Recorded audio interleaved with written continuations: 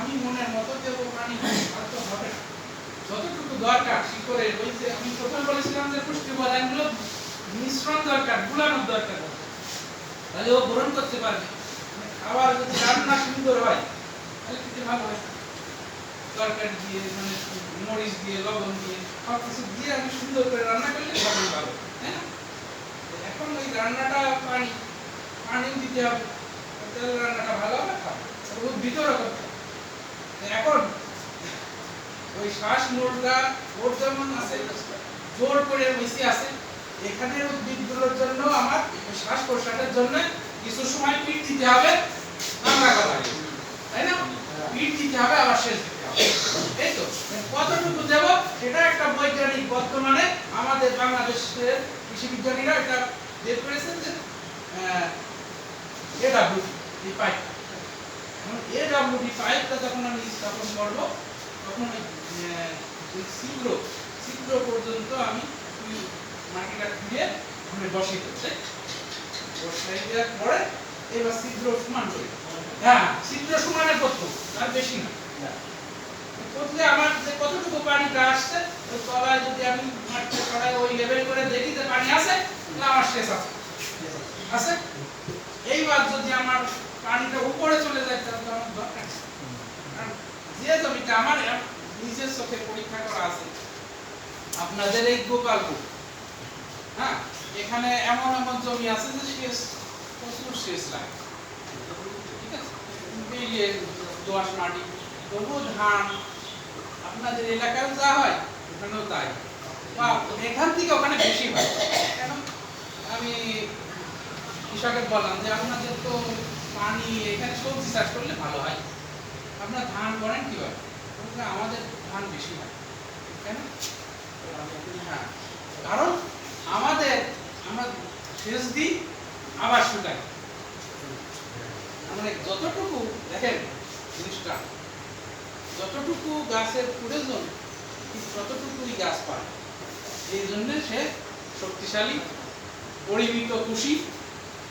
হ্যাঁ রোগ পোকা কম, সব কিছু। আপনি স্যাঁতসেঁতে সবসময় পানি বাজে রাখলে কি হবে, বিভিন্ন রোগ, যেমন আপনার খোল পচা আপনাদের এই এলাকায় হয়, এই যে আপনার এই যে নাটকপাড়ার ওদিকে যখন বিল পানি রোদ চলে যায় তখন কিন্তু খোল পচা হয়, পচা লাগে না, ওইটাই খোল পচা ওই কারণেই লাগে, ওই জীবাণুটা তখন সব জায়গায় ছড়িয়ে যায়। তাহলে আমার এডব্লিউডি ব্যবহার করা তো অনেক লাভ, আমি পরিমাণ মতো সেচ দেব,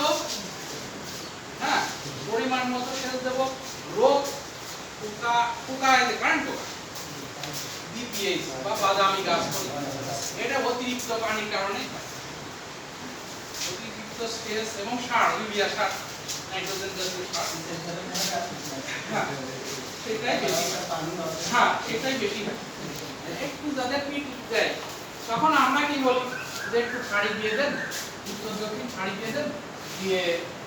লাইন করে ধান রোপণ করেন, 10 সারি করে একটা ফাঁকা দেন, দিয়ে আপনার উপর রোদ্রে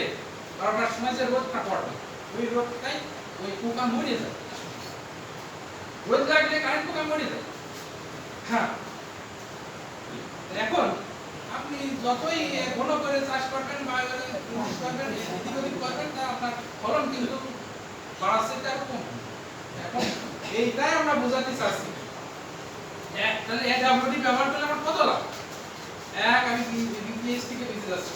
2 নম্বর আমি পানি আবার কম সাশ্রয় আছে, বিদ্যুৎ খরচ অর্থনৈতিকভাবে আমি লাভবান হচ্ছি,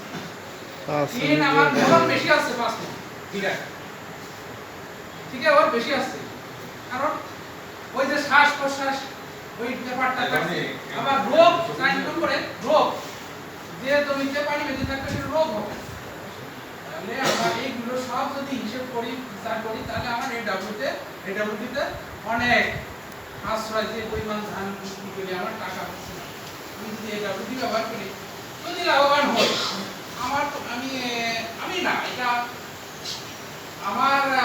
কথা হলো, আপনারা একটু দেখেন আশপাশে যারা এইগুলো করে তাদের মাটি গুলিয়ে দেওয়ার সময় ধান হয়ে যাচ্ছে, তাদের সঙ্গে একটু